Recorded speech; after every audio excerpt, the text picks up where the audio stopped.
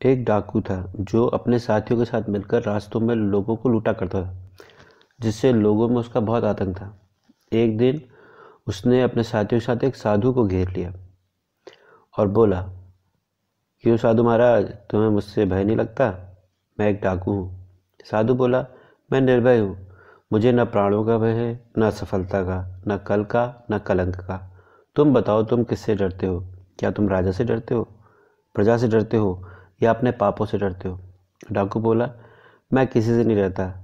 बात रही पाप और पुण्य की, पाप और पुण्य कौन निर्धारित करता है? पहले मैं भी एक साधारण व्यक्ति था, परंतु लोगों ने मुझे ऐसा बनाया। मैं उनके पापों के कारण ही ऐसा बना हूँ।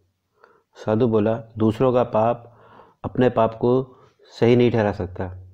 बात रही पाप निर्धारित करने वालों की, तो तुम अपनों को ही अपने पाप का निर्धारक बनाओ और उनसे पूछो कि तुम पाप करते हो या नहीं। और यह भी पूछना कि वे जो तुम्हारे पाप से कमाए धन पर जीवन जीते हैं, क्या वो तुम्हारे पाप में भी साझेदार बनेंगे? डाकू यह सुनकर अपने परिवार के पास गया और अपनी पत्नी से पूछा, बताओ, क्या मैं पाप करता हूँ? क्या तुम मेरे पाप में भागीदार हो?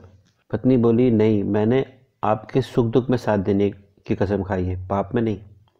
यह सुनकर डाकू अपने पिता के पास गया और बोला, पिताजी, आप क्या कहते हैं? पिता बोले, बेटा, यह तो तुम्हारी कमाई है, इसे मैं कैसे बांट सकता हूँ? पिता और पत्नी की बात सुनकर डाकू साधु के पास वापस आया और बोला, महाराज, मेरा मार्गदर्शन करें। मैं अकेला हूँ, इस संसार में कोई नहीं है मेरा। साधु बोला, तुम ही अपने शत्रु हो और तुम ही अपने मित्र। तुम्हारे पुराने संसार के रचनाकार भी तुम ही थे और नए संसार की रचना भी तुम ही करोगे। इसलिए अपने पुरुषार्थ से अपने भविष्य को लिखो। तुम्हारा पथ शुभ हो। यह कहानी उपनिषद से ली गई है। इस कहानी में डाकू का नाम रत्नाकर था और साधु नारद जी थे। बाद में परिवर्तित डाकू रत्नाकर ने रामायण महाग्रंथ की रचना की और वाल्मीकि कहलाए। इस कहानी से हमें शिक्षा मिलती है कि किसी भी कारण से पाप का मार्ग का चयन नहीं किया जा सकता। चयन करना हमारे स्वयं के निर्णय में होता है। परिवार, मित्र या अन्य कोई आपके कर्म फल में आपके साथ नहीं देगा।